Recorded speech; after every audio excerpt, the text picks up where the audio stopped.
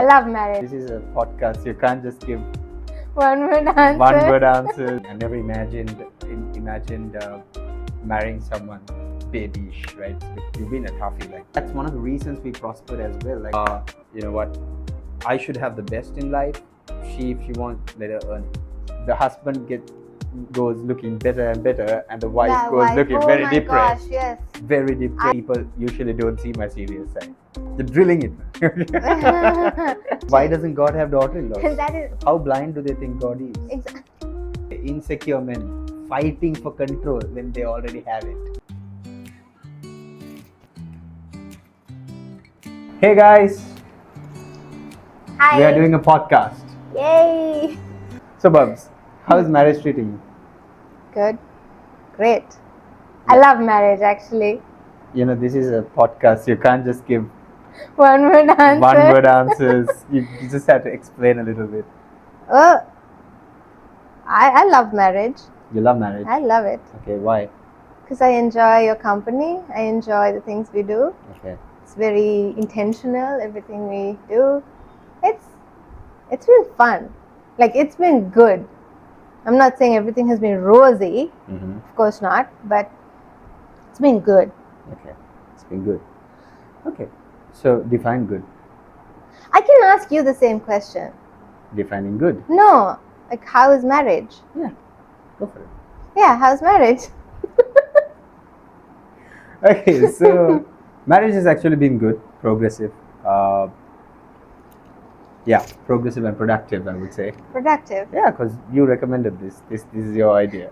Okay. I'm beating myself up for it right okay, now. This is your idea, but so you constantly help me grow. You constantly understand when I have to go into thought, or when I have to go into prayer, when I have to read a book or something. You perfectly give me that space, so you help me grow a lot. So I actually love the idea of marriage, and yeah, it's beautiful. Random question. It's not random, but Yeah. so when you first got married to me, Okay. I know. I've only gotten married once. No, When you first in the got sense, initial stages, initial days. I know I'm a very hard, difficult person to live with. Okay. I mean, I'm sure my family would agree with that. Okay. Okay. But like, how did you feel? Well, to be honest with you, I never had this daddy's little princess thing. I never imagined marrying someone babyish, right? So because I've always had a vision in life. I always wanted to accomplish so much in life. So I wanted someone who I can take. So my idea is meeting presidents, meeting sheikhs of Dubai, and that's kind of my vision. So I never saw myself with someone like that. But you, on the other hand, you've been a toughie. You've been a toughie, like to be frank, you've been a toughie. But How so? just like you said, so your family has experienced it, because you have a way of doing things, and you stick to that. That's very I appreciate. Annoying. No, not at times. Not gonna lie, but most of the time I really respect that, because your decisions are you stand for what you believe, and you stand very firm on it. So that gave me the ability to learn to understand that, okay, you know what, if I believe in something, I better stand up for it. So that's very, very beautiful of you. So yeah, that's how I understand about marriage. Huh? Nice. But you were not really a toughie. Like, you were tough, but I am also equally tough. Okay. But you put the both of us together, we become very mushy and soft. Okay, so I remember there was a time when we initially got married, because of how strong-willed each of us are, we started butting heads a lot. Okay. Do you recall that? Yeah. Like, so I think what you're trying to get at with this podcast is the whole man, submission, woman, that whole deal, right? Yeah. Because I know from the background that you and I come from, the whole Christian background, the man dominates, woman submits. Yeah. I mean, it has now been taken out of context. Yeah. Where the woman is technically a slave in the relationship. Yeah. Yeah. We've seen it. We have been Experience. instructed to do these certain things, Yeah. which indicates those traits. But Do you know that was in my mind to ask you that? so yeah, we used to butt heads a lot. Yeah. How did you feel at that time, and how did we overcome? Actually, what happens in this whole woman submitting to man deal, right? So submission, if you actually take it in a context, I don't think what they're following right now is submission, because you might remember once I was instructed to manipulate you, Yeah. to get my way through, Yeah. in life, and you were instructed to let me live my whole life, In the most in the comfortable most way, even if I comfortable have to way. toil. Yeah, that's because people's minds are corrupted, I would say, because they are under the wrong impression of what submission is, What husband and wife roles what are, husband right? and wife roles are. I mean, obviously, we haven't really lived. I mean, we're only nearly 2 years into marriage, so we Yeah. obviously don't know as much. But then I think we know enough. It's not a slave-master relationship. So Yeah. why we used to butt heads a lot back in the day is because when we initially started our relationship, right, and we got married 1 year later. When we started our marriage, my heart was like for you, okay. It was not about manipulating you, getting you to do things, because like I wake up in the morning, I make the coffee. Yeah. Yeah. Right. If I wake up, if we are both hungry, then I make lunch. Okay. So it's not about who is the greatest in this relationship. It was more like, you know what, I love you. I'm going to take care of you. I'm going to do things for you. Yeah. That's it. So that's one of the reasons we prospered as well. Like, for example, from the background that I come from, when I came into this relationship, and I saw you, I loved you, right? I love you so much. So I wanted to give you the best. Yeah. You get what I mean? So that was my driving point. That is why I drove. Like we went to crazy amounts of places. We went to, we technically would have gotten a luxury car if not for the If not for instruction. some people, yeah. Yeah, if not for the instruction given to us. Mm. So my idea was always about, what, you should live in comfort. Mm. But then again, I enjoy the benefits as well. Yeah. You get what I mean? Yeah. It's not like, what, I should have the best in life. If she wants, let her earn it. Mm. Okay, or I'll give it to her only if she does what I want. Mm. Okay, so that's the wrong idea to have. But then, a year down our marriage, what happened is we met with these so-called mentors. Unfortunately, it was at church. So what was taught to us was that, what, she should do everything. She should cook. She should wash the pans. She should do the laundry. She should do all of these things. And you go out there, you shine, you become successful, you earn money.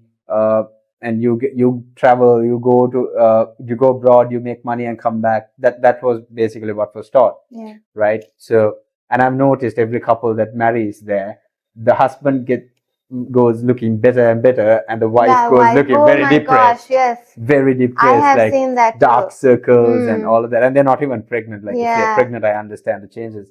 So I've seen that. yeah. So when that happens, what happens is the relationship, genuinely speaking, I changed for a bit.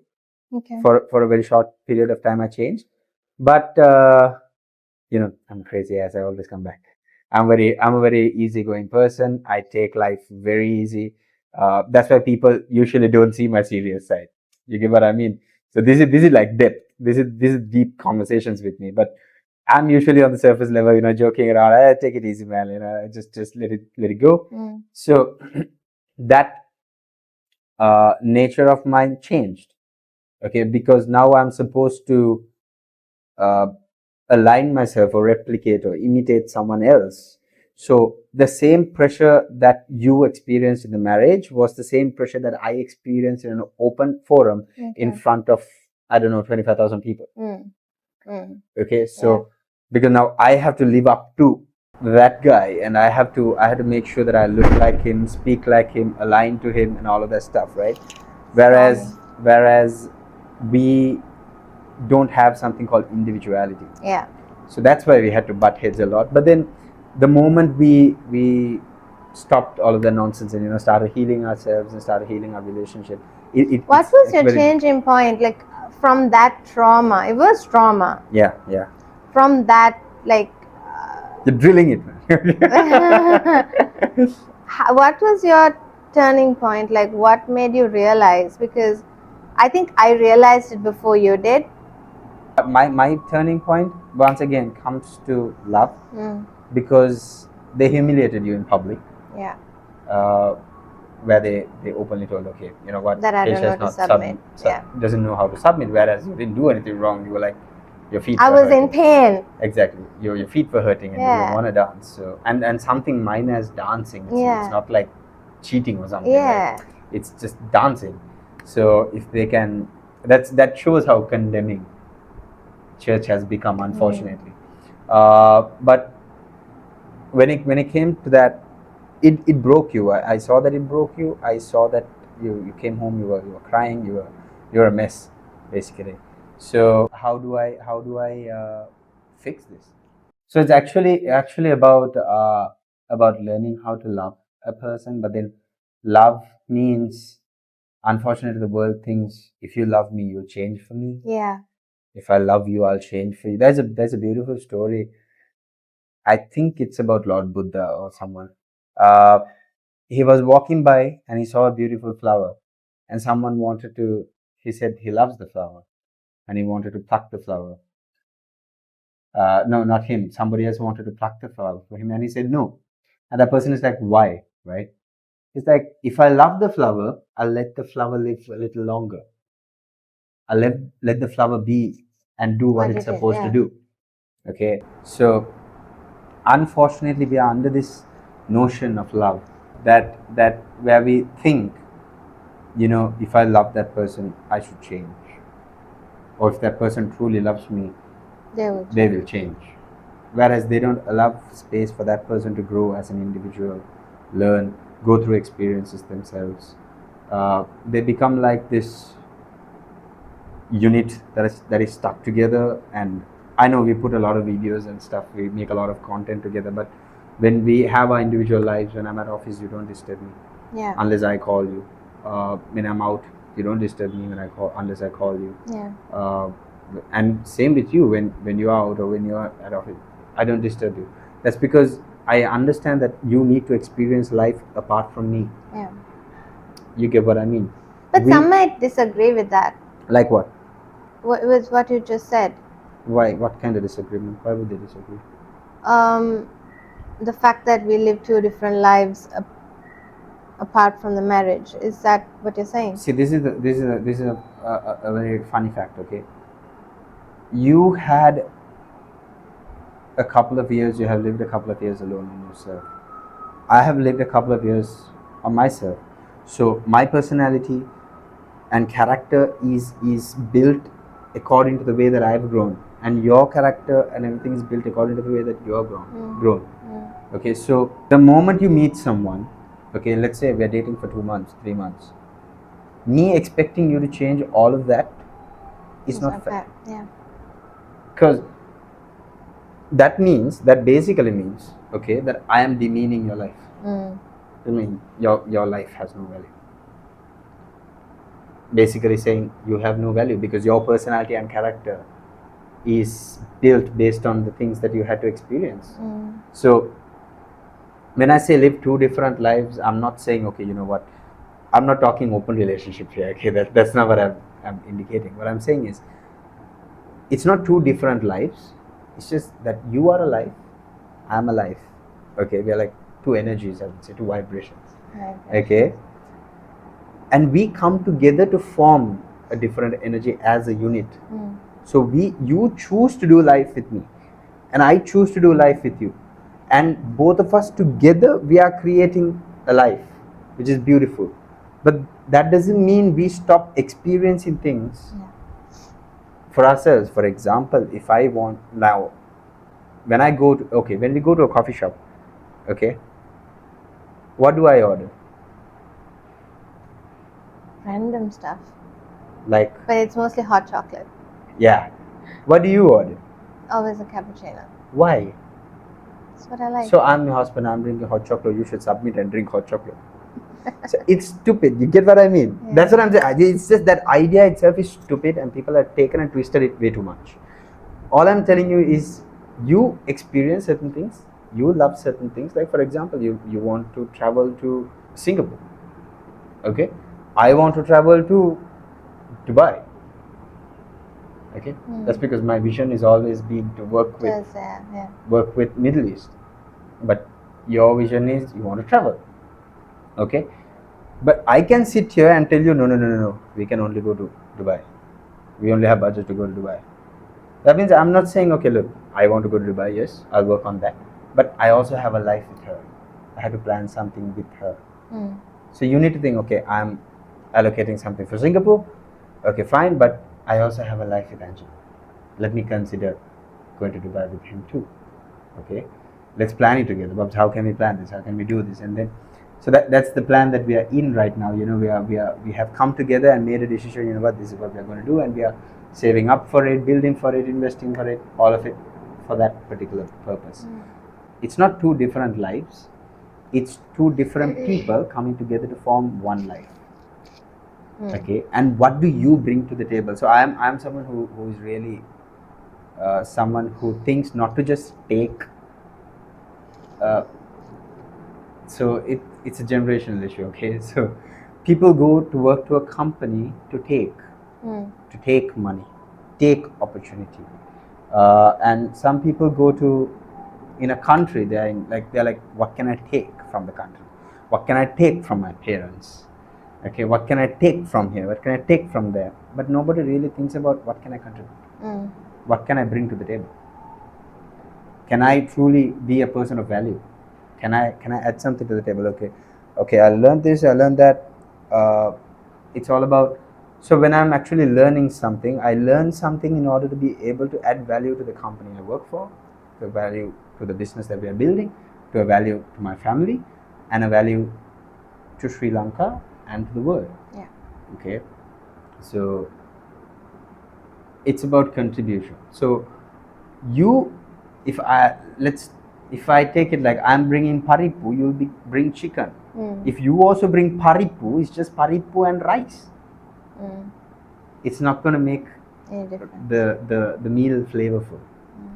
Okay, so what you bring from your life is as much as important as what I bring from my life.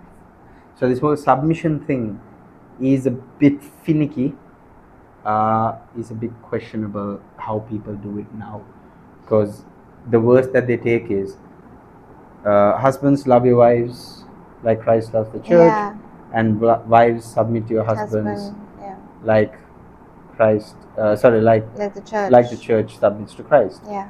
But here's my question: if you read further on, that's the problem with most Christians. They just read one verse. They read one verse and they have built a church. They have built a doctrine, a complete different theology, philosophy. Because some buggers are sitting under trees, some buggers are seated in golden chairs. You know, it's funny. Okay, but if you actually keep reading on, the Bible says, cover your head with prayer.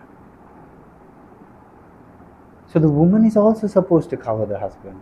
How is that possible? Yeah, how can she cover the husband if according to the you know, so you know that certain cultures, certain religions do not agree that there are female prophets.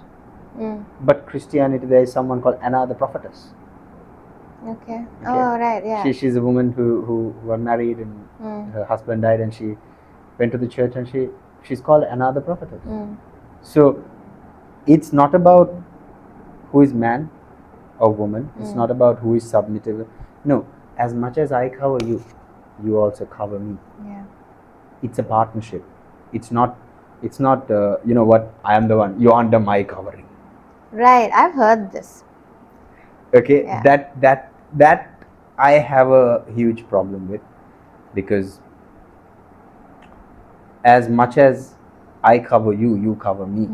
Okay, so when we had certain issues, there were like a couple of months when my salary used to come, your salary used to come, but you were handling the finances because I was all over the place. You get what I mean? I was too depressed to do anything. I was just to sit at home, putting on weight.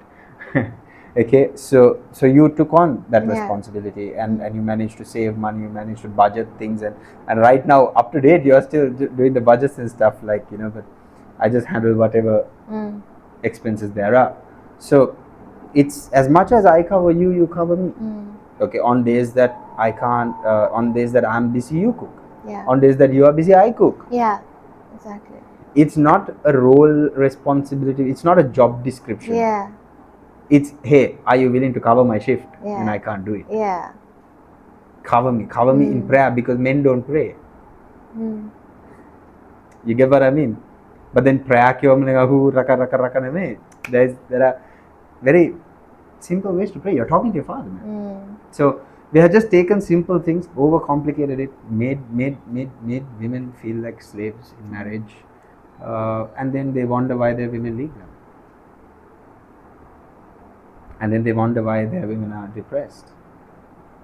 Okay, so we need to understand that you are an individual, I'm an individual, and we have to grow together.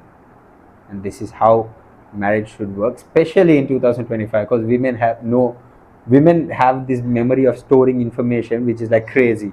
Okay, they have every bloody information out there. So if you don't learn to nurture it, flourish it, and accommodate it, then, and you are like stuck to the old methods, you are going to lose your woman, man. That's a given. You're going to lose your woman, because either she'll die being faithful to you, or she'll just leave you. But you will never see her true beauty. You will never see what her potential or capacity is. Never.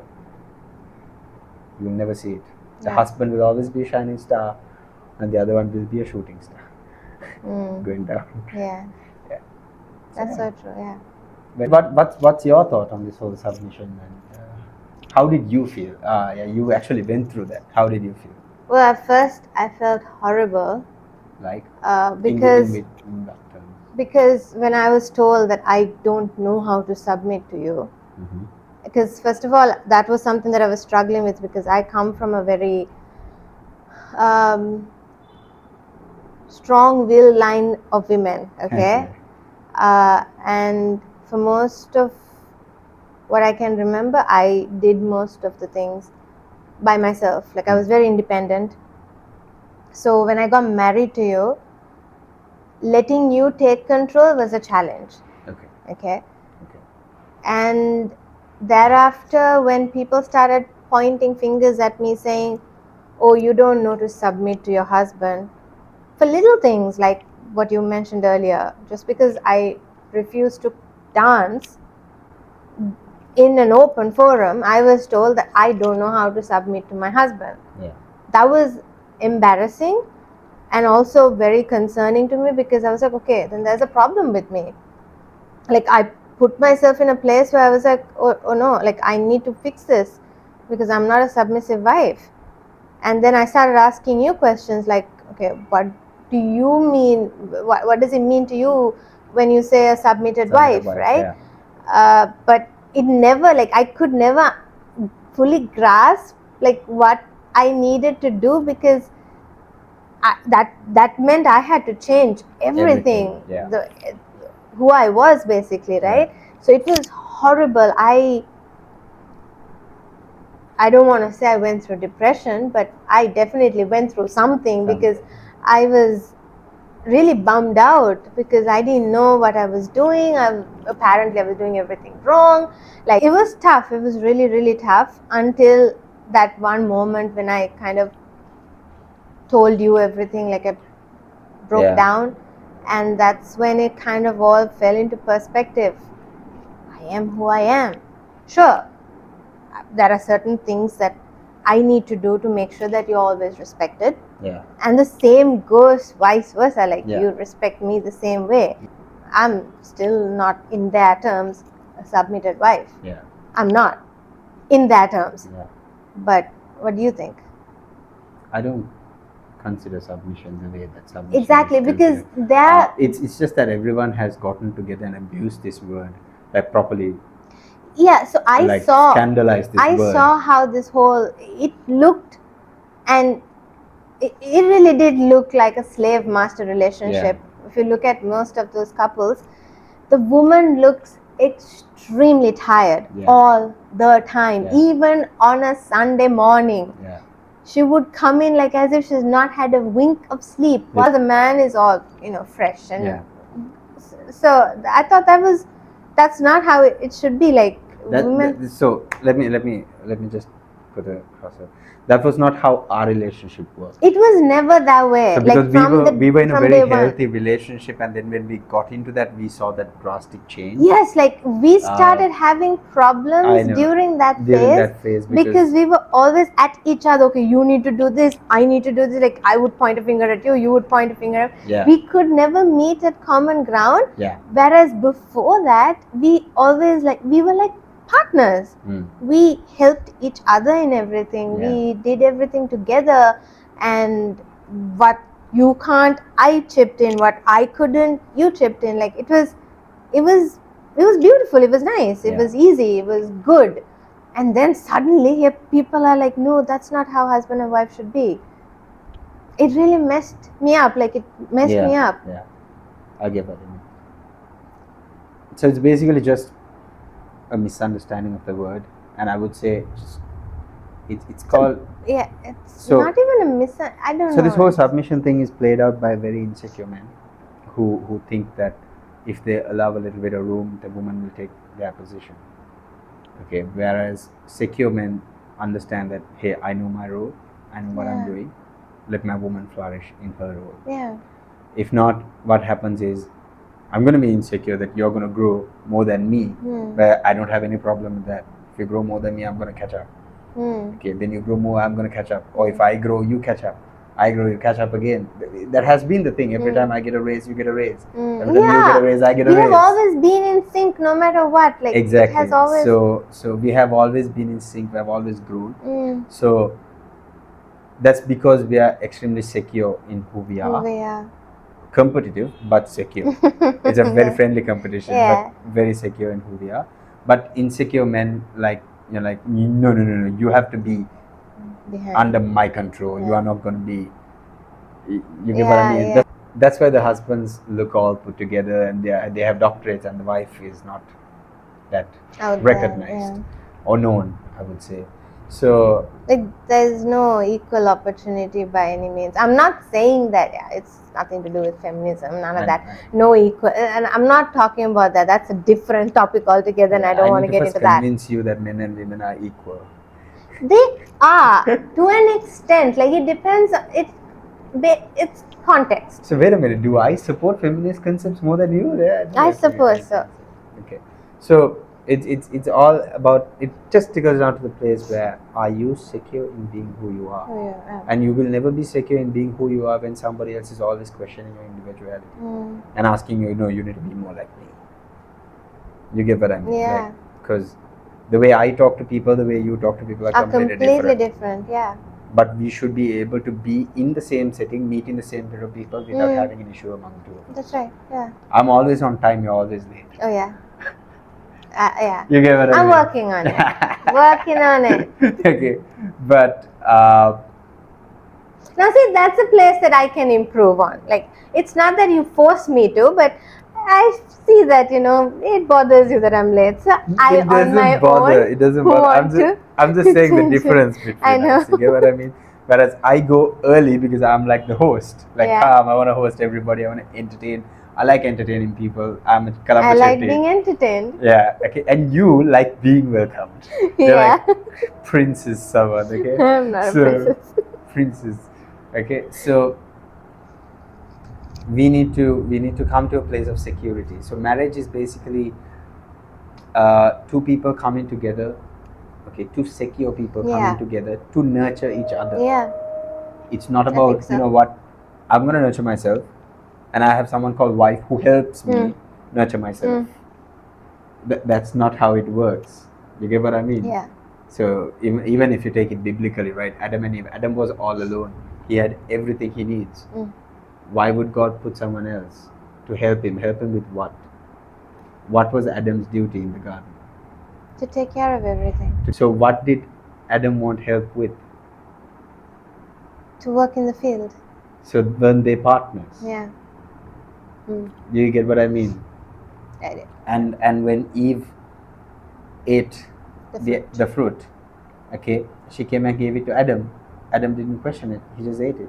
Oh yeah. That shows their relationship. Yeah. I know yeah. most people go, you know what, Adam submitted to the woman, that's why he fell. There are people who say that. Yeah. I've heard it Yeah. at church. Okay, but I see that explains their relationship, because that's pretty much the relationship that God had with Adam. Oh yeah. God would just walk around the garden, you know, say hi to Adam, Yeah. all of that stuff.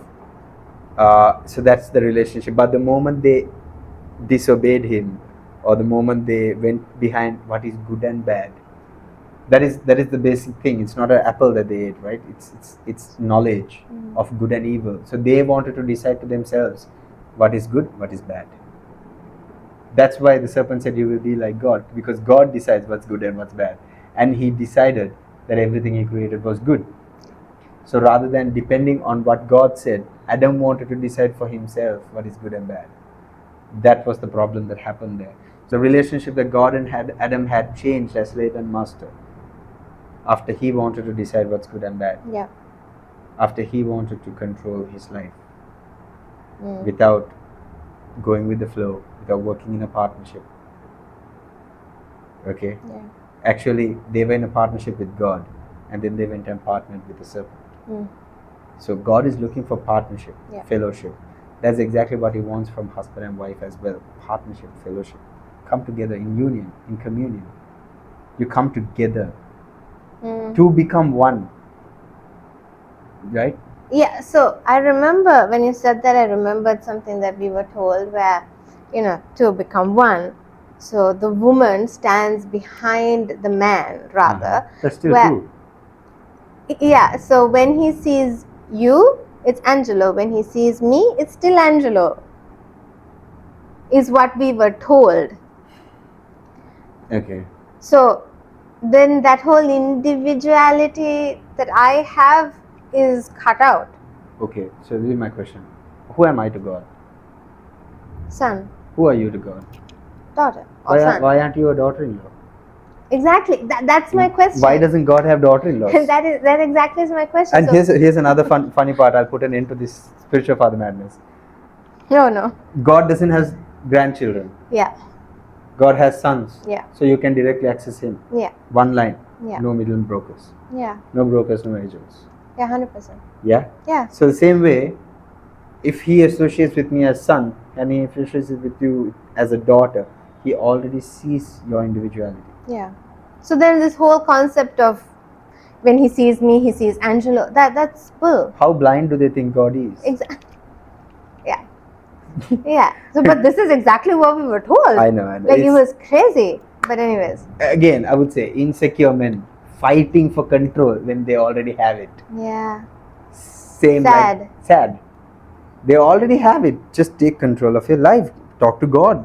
Let God handle your life.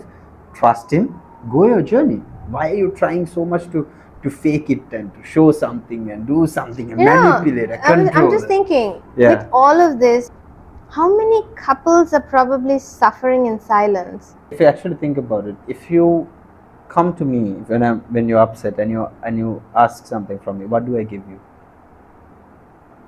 What do you mean? What do you give me? What do I give you in return? Like, what do I? You stop preaching most of the time. I lecture you. Yeah. Why is that?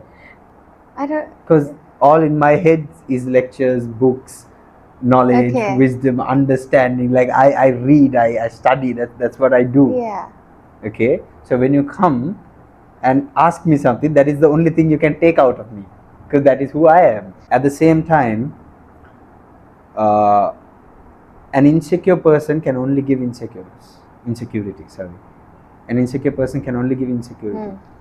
So what they feed into these people are also insecurity. Yeah. But it takes guts to actually say, no, I challenge that concept. I stand for what I believe in. Insecure men and insecure women should not get married. If they get married, they are not secure in themselves. They're not secure enough. They don't love themselves enough to understand or respect the other person. Yeah, that's true. Only if you respect yourself, like I like hot chocolate, only then I can respect your choice. She likes cappuccino, so I can get a cappuccino. Yeah. If not, it's just that, you know what, I like hot chocolate. Why is she getting cappuccino? She doesn't even know what cappuccino is. You know, blah, blah, blah. You get what I mean? Yeah. This cappuccino is shit. I don't know where they got this cappuccino from. You know, stupid ass. Why is she doing this? And then all these excuses come because I'm insecure. I'm insecure with your lifestyle. You get what I mean? Yeah. This whole submission thing is gone to toxic masculinity at this point. Yeah.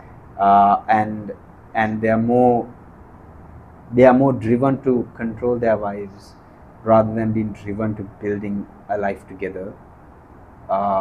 So controlling children, controlling wives, controlling everybody. The whole idea of dominating, like you make enough money, you dominate. You get what I mean? It may be true in marketplace terms. I'm not disagreeing with that. I'm a very driven person. I'm a business person. I go for it. If I want it, I go for it. But what I'm against is using that at church and using that on your own family. That breaks them. Marketplace is competitive anyway. It's a jungle. It's a market. It's a jungle. It's a forest. But home is supposed to be where you nurture. Okay, where you nurture and you get nurtured. So that should change, I would say. So marriage 101 is secureness, being secure in yourself. With each other, yeah. Then you can truly love another person. Yeah, that's true. That's what marriage looks like in 2025. Yeah. And the next topic we should talk about living together. Interesting. Let's talk about that next time. Next time. Perfect. Thank you guys. See you. Peace out. Bye.